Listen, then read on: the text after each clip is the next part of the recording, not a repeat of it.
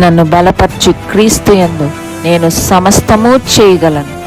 దేవుడు మన పక్షమునుండగా మనకి విరోధి ఎవడు?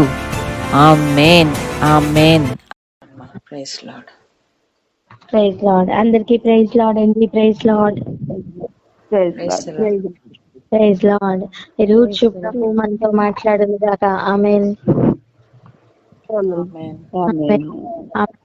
ప్రభు మనతో మొట్టమొదటిగా చెప్తున్న మాట, నేను అధికాసక్తి కలిగి ఉన్నాను. ఆమేన్, ఆమేన్, ఆమేన్, ఆమేన్. ఒకటి రిసీవ్ చేసుకోవడానికి రెడీగా ఉండండి. దేవుడు మాట్లాడిన ప్రతి వాగ్దానము, దేవుడు ఇచ్చిన ప్రతి ప్రవచనం ఒక దానితో ఒకటి మాట్లాడుకుంటున్నాయి. నేను ముందు నెరవేరాలా, నువ్వు ముందు నెరవేరాలా అని. ఆమేన్, ఆమేన్, ఆమేన్, ఆమేన్. ప్రతి ప్రవచనం నెరవేరబోతుంది. ఆమేన్, ఆమేన్, ప్రతి దాన్ని కూడా నెరవేర్చడానికి దేవుడే పూచి తీసుకుంటున్నారు. దేవుడే అధికాసక్తి కలిగి ఉన్నారు. ఆమేన్, ఆమేన్. మనలో నిశ్చయత అధికమగును గాక, మనలో ఎదురు చూపు అధికమగును గాక, నిరీక్షణ అధికమగును గాక, దానితో కూడిన ధైర్యం అధికమగును గాక, ఉత్సాహం అధికమగును గాక. ఆమేన్, ఆమేన్. హల్లెలూయా, హల్లెలూయా. జకరియా గ్రంథంకి వెళ్దాం రండి. యెహోవా దూత వచ్చినప్పుడు దూతతో పాటు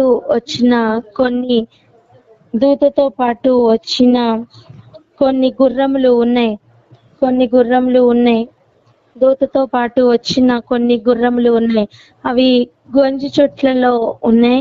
కానీ అవి లోకమంతటా వెళ్ళి చూసి వచ్చి ఇస్తున్న రిపోర్ట్ ఒకటి ఉంది.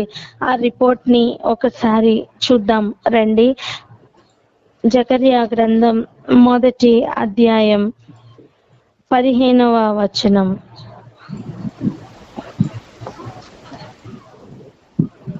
జకరియా గ్రంథం 1వ అధ్యాయము 15వ వచనము.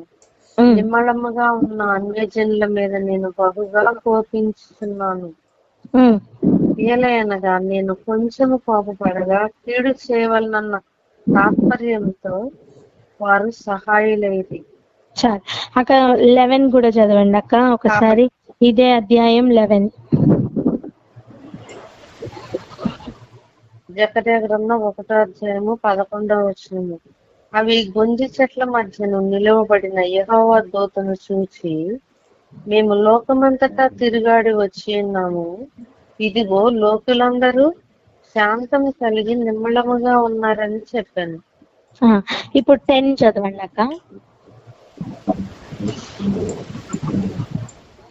జకరియా గ్రంథం 1వ అధ్యాయం 10వ వచనం. అప్పుడు గొంజి చెట్లలో నిలువబడి ఉన్నవాడు, ఇవి లోకమంతటను తిరుగాడుటకు యెహోవా పంపించిన గుర్రములని చెప్పాను. హల్లెలూయా. చాలక థ్యాంక్ యూ. ఇప్పుడు చూడండి, లోకమంతటా తిరగడానికి దేవుడు గుర్రములను పంపించారు. ఆ గుర్రములు ఏం చేస్తున్నాయంటే లోకమంతటా తిరిగి ఒక రిపోర్ట్ ని తీసుకుని వస్తున్నాయి. ఆ గుర్రములు ఎవరికంటికి కనపడలేదు, ఎవరికి తెలీదు. ఇదిగో మనం ఏం చేస్తున్నామో, మనం ఎలా ఉంటున్నామో, మనం ఏం ఆలోచిస్తున్నామో, మన యొక్క పని విధానం ఎలా ఉందో, మనము మన గురించి చాలా సార్లు నేను ఇలా అనుకున్నాను, నేను అలా చేద్దాం అనుకున్నాను, కానీ ఇలా అయింది, లేదా నేను ఇలా అనుకుంటున్నాను అని మన ఉద్దేశమును మనం వ్యక్తపరుస్తామే. కానీ దేవుడు తను మన గురించి రిపోర్ట్ తీసుకొని రావడానికి ఎప్పుడు కూడా ఎవరో ఒకరిని పంపిస్తూనే ఉంటారు. మీకు జ్ఞాపకం చేసుకోండి, సొదొమ గొమొర్రా గురించి ఆయన వినిన దాన్ని బట్టి అలాగనే ఉందా లేదా చూడ్డానికి ఆయన దూతలను పంపించారు. అలాగనే ఉందా లేదా అని చూడడానికి. అలాగనే అక్కడికి ఎప్పుడు కూడా అంటే ఆయన ఉండు స్థలానికి మన మీద ఎప్పుడు ఒక రిపోర్ట్ వెళ్తూనే ఉంటుందండి.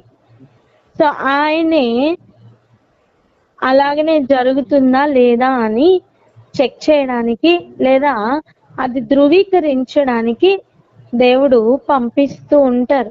అవి గుర్రములు కావచ్చు, దూతలు కావచ్చు, మరి ఏవైనా కావచ్చు.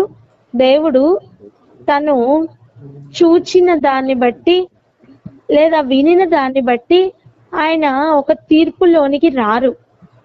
ఒకసారి మనం యెషయా గ్రంథం చదువుదాం. చూడండి, యెషయా 11వ అధ్యాయం ఒకసారి తీద్దాం.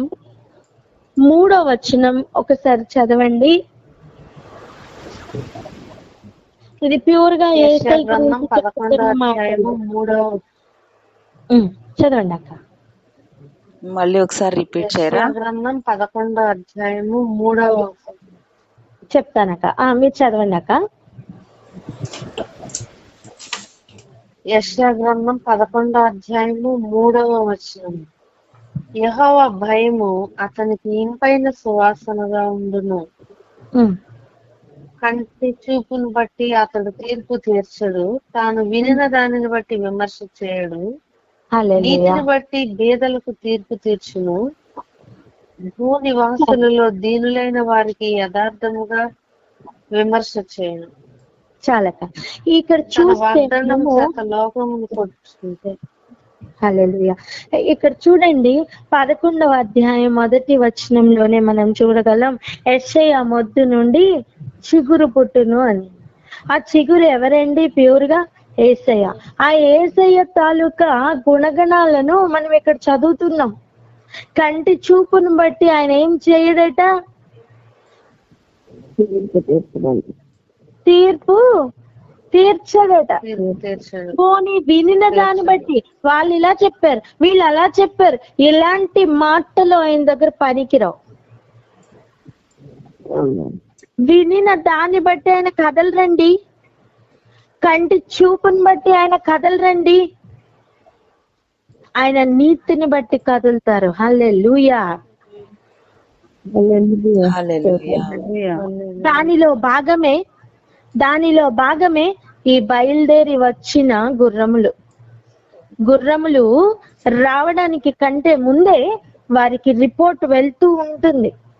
కంటిన్యూస్ గా భూమి మీద ఏం జరుగుతుంది అని చెప్పడానికి ఇదిగో నెగిటివ్ వరల్డ్ నుంచి ఉన్నవారు ఉన్నారు, పాజిటివ్ వరల్డ్ నుంచి ఉన్నవారు ఉన్నారు. అర్థం, దూతల సైన్యం ఆయనకి ఎప్పుడు కూడా మెసేజెస్ ఇస్తూనే ఉంటారు.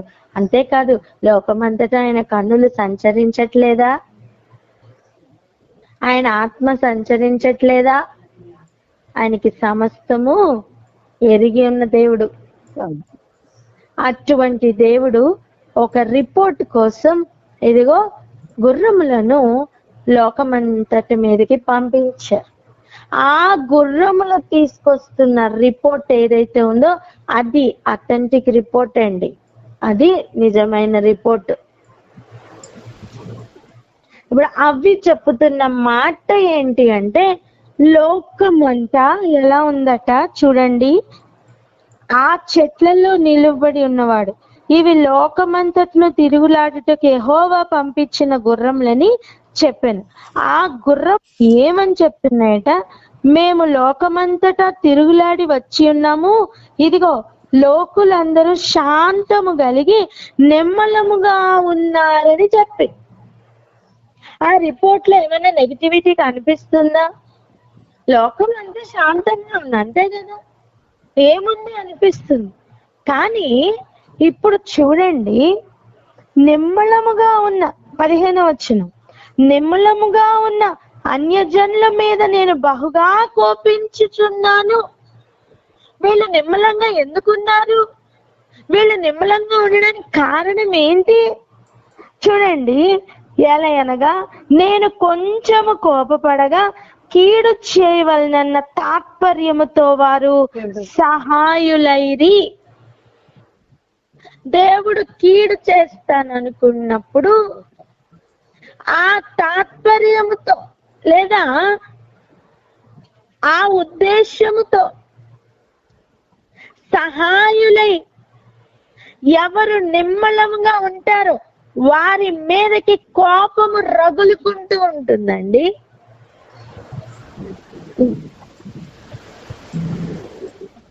గడిచిన కొన్ని దినాల్లో 2-3 దినాల్లోనే అనుకుంటాను ప్రభు ఒకటి నేర్పిస్తూ ఉన్నారు.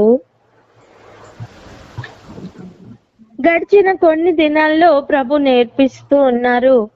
జ్ఞాపకం చేసుకోండి ఒకసారి, ఈ భూమి మీద మన ఆలోచన ఎలా ఉంటుందో పరలోకంలో నుండి ఆలోచన దానికి ఆపోజిట్ లో వస్తూ ఉంటుంది. అంటే భూమి మీద నువ్వు సహిస్తున్నావా, నిందను అవమానమును భరిస్తున్నావా, నువ్వు మొర పెడుతున్నావా, అయితే నీ ప్రార్థనకు అది దేవుని సన్నిధికి చేరిన తర్వాత దాని పవర్ ఎటువంటిదిగా మారుతుందో తెలుసా? ఆ ప్రార్థనతో నిప్పులు కలిపి, బలిపీఠం మీద ఉన్న నిప్పులు కలిపి భూమి మీద పడవేస్తారు దేవుడు. ఎందుకంటే భూకంపములు రావడానికి.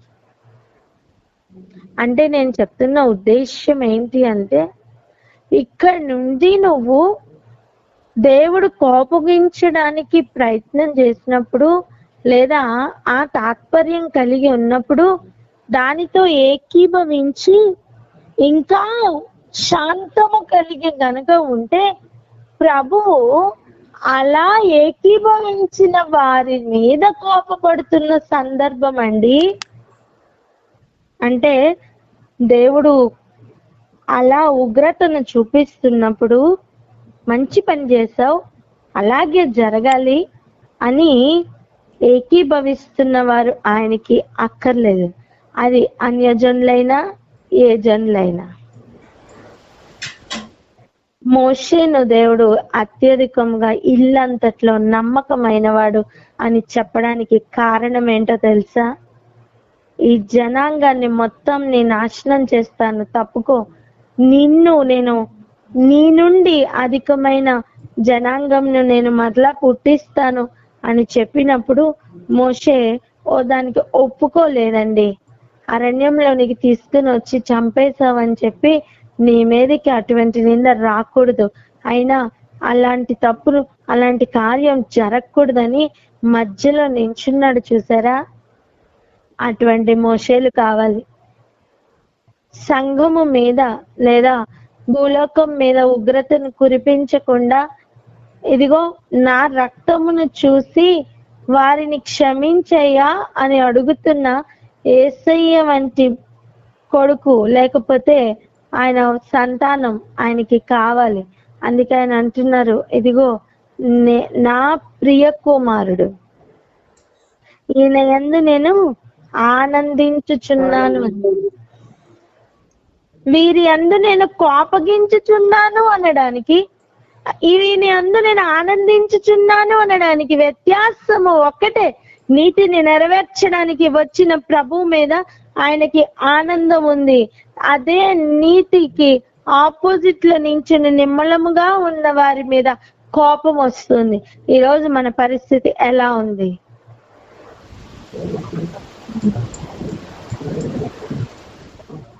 దేవుడు కోపమే చూపిస్తున్నారేమో, కానీ ఆ తాత్పర్యముతో నువ్వు ఏకీభవించడానికి వీల్లేదు. నువ్వు దానికి ఆపోజిట్ లో నిలవబడమని కాదు, ఎదిరించమని కాదు. కానీ అబ్రహాము వేడుకుంటున్నాడు, అయ్యా 50 మంది ఉంటే కాపాడుతావా, అయ్యా 40 మంది ఉంటే కాపాడుతావా, అయ్యా 30 మంది ఉంటే కాపాడుతావా, కనీసం 10 మంది ఉంటే కాపాడుతావా అని. అలా వేడుకుంటున్న వారు ప్రభువుకి కావాలి. ఈరోజు అలా నించుంటావా? దేవుడు అధికాశక్తి కలిగి కదలడానికి ఆశపడుతున్నారు నాన్న. కానీ అన్యజనుల వలె నిమ్మలంగా ఉండి శాంతముగా ఉండడానికి ఇది సమయం కాదు, మొరపెట్టుటకు సమయం. ప్రభు ఎలా కదులుతున్నారో, ఏ తాత్పర్యంతో కదులుతున్నారో ఎప్పటికప్పుడు ఇదిగో నీ భర్త యొక్క స్టేటస్ చూస్తున్నావే, నీ భార్య యొక్క స్టేటస్ చూస్తున్నావే, నీ పిల్లలు, నీ ఫ్రెండ్స్, నీ యజమానులు, ఎవరెవరు స్టేటస్ చూస్తున్నావే. మరి దేవుని స్టేటస్ ఎప్పటికప్పుడు తెలుసుకుంటున్నావా? ఇప్పుడు ఎలా ఉన్నారు, ప్రభు ఇప్పుడు ఏం చేయబోతున్నారు, ప్రభు ఎలా కదులుతున్నారు, ఈ స్టేటస్ ని ఎప్పుడూ దేవుడు సూచనలుగా చూపిస్తూనే ఉన్నారు కదా. మరి ఆయన రొమ్మున ఆనుకుంటేనే కదా ఆయన స్టేటస్ ఏంటో తెలుస్తుంది. ఆయనతో కనెక్షన్ లో ఉంటేనే కదా ఆయన స్టేటస్ ఏంటో తెలుస్తుంది. ఆ సిగ్నల్ లోనికి వచ్చి ఆయన స్టేటస్ ఏంటో కనుక్కొని ప్రభా అని మొరపెట్టడానికి ఈరోజు సిద్ధపడతావా? దేవుడు ఇశ్రాయేలుల మీద కోపగించింది దేనికండి? వారికి బుద్ధి రావాలని కాదా? వారిని నాశనం చేయాలనా? ప్రభు ఆజ్ఞల మార్గంలో నుండి తొలగిపోయిన వారికి బుద్ధి రావాలని ఒక శిక్షణ ఇస్తున్న కార్యంలో లేకపోతే క్రమంలో వచ్చిన ఉగ్రత కాదా అది? వారిని లేదా ప్రజలందరినీ కూడా ఒక్కసారి ఆయన మాట చేత, ఆయన ఊపిరి చేత మలమల మార్చేయలేరా? ఎందుకు దేవుడు ఉపేక్షిస్తున్నారు? ఎందుకు దేవుడు దీర్ఘశాంతంతో ఉన్నారు? ఆయనకి ఒకసారి కోపం వచ్చినంత మాత్రాన దాంతో ఏకీభవించడానికి ఎంత ధైర్యం? లోకంలో అది ఓకే అనిపిస్తుందేమో, కానీ దేవుని న్యాయం నీతిలో అలా కాదండి. సంఘమును దేవుడు ఒక్క విషయంలో కూడా ఆజ్ఞాతిక్రమం కాగానే అంగీకరించలేని పరిస్థితులు ఉన్నప్పుడు పెళ్లి కుమారుడుగా పూచి తీసుకొని బాధ్యత తీసుకొని మచ్చ అయినా డాగ్ అయినా మరకైనా ముడతైనా అటుది ఏదైనా లేకుండా ఉండాలని వాక్యం అనే ఉదకం చేత ఇదిగో ఎప్పటికప్పుడు కడుగుతూ ఉదక స్నానము చేపిస్తూ శుద్ధీకరిస్తూ యోగ్యులుగా నిలబెట్టాలి అని ఉన్న ఆయన ప్రయత్నం ఒక్కసారి కనపడలేదా? ఈరోజు అట్టి ప్రార్థన చేద్దామా? దేవుడు ఏదైనా కోపగిస్తే ఆ కోపంతో ఏకీభవించొద్దు. ఇంకొక మాట ఆలోచిద్దాం. తండ్రి, తల్లి, పిల్లలు ఉన్న ఒక కుటుంబం ఎంతో మంచి కుటుంబం. పిల్లలు తప్పు చేసినప్పుడు తండ్రి చాలా కోపంతో వచ్చి పిల్లల్ని కొట్టడానికి వచ్చినప్పుడు తల్లి అడ్డం పడట్లేదా? నేను చెప్తానండి, ఒక్క అవకాశం ఇవ్వండి అని మంచి తల్లి అడ్డం పడి నా మీద కోపపడండి, నా తప్పు వల్లనే ఇలా అయింది అని అడ్డంగా వస్తూ ఆ ఉగ్రతను తగ్గిస్తున్న తల్లులు కనపడట్లేదా? లోకంలోనే అలా ఉంటే ప్రభు దృష్టికి కూడా దేవుని కుమారులు అలాగనే ఉండాలి. సమాధాన పరచువారు ధన్యులు, వారు దేవుని కుమారులు అనబడుదురు. ఎన్నో ఏరియాల నుంచి దేవుడు మాట్లాడుతున్నారు. దయచేసి గ్రహిద్దాం. ఆయన ఉగ్రతకు ఏకీభవించొద్దు, ఆయన కోపాగ్నికి ఏకీభవించొద్దు. అయా క్షమించయ్యా అని మొరపెడదాం. ఎంతమందికి ఈరోజు వాక్యం అర్థమవుతుంది?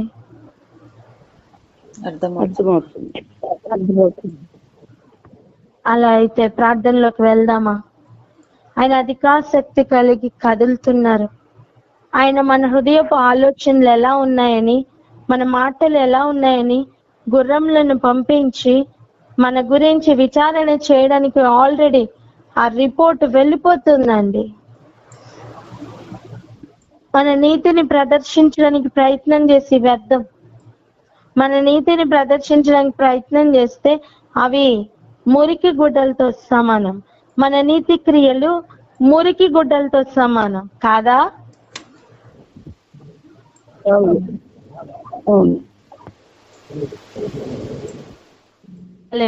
ఎవరికి చూపిద్దాం? ఎవరి దగ్గర చూపించడానికి ప్రయత్నం చేద్దాం? ఈ రోజు నుంచి ఆ ప్రయత్నాలన్నీ మానుకొని ఆయన నీతిని నెరవేర్చడానికి ప్రయత్నం చేద్దామా? ఈరోజు ఒక తీర్మానం తీసుకుందామా ఈ సమయంలో?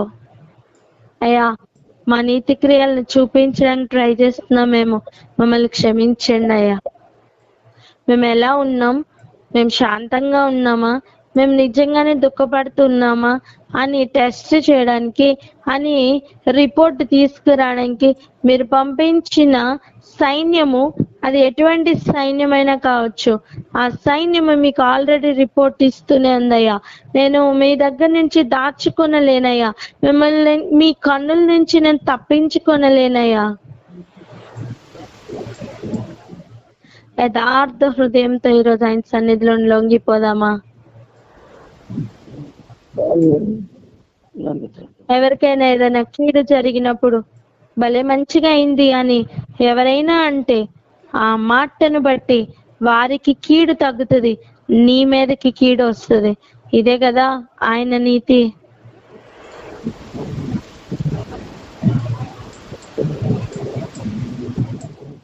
అలా కాకుండా ఆయన చెప్పిన విధంగా మనం ప్రార్థిద్దాం, ఆయన చెప్పిన విధంగా మనం ప్రేమిద్దాం, అన్ని ఏరియాల్లో ఆయనకు తగినట్టుగా బ్రతుకుదాం.